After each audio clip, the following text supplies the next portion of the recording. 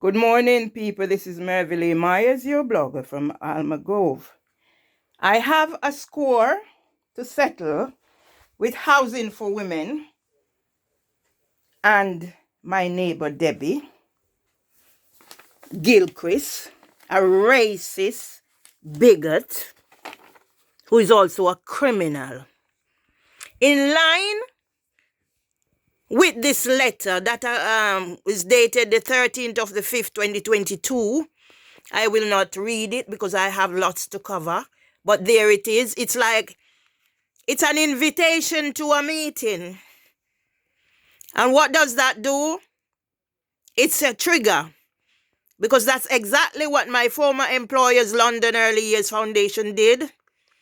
Invitation to a disciplinary.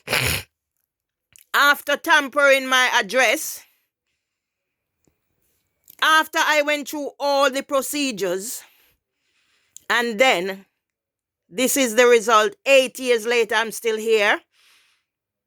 And now Housing for Women have finally shown their hands.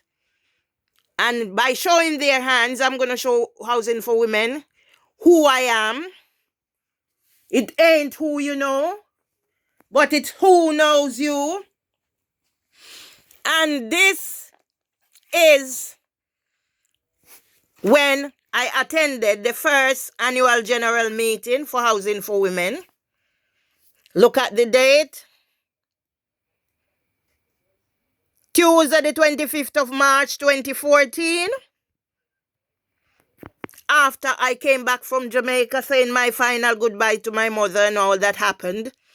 And it was at the meeting I learned the relationship between the Reverend Rose Hudson Wilkins' grandmother and my mother.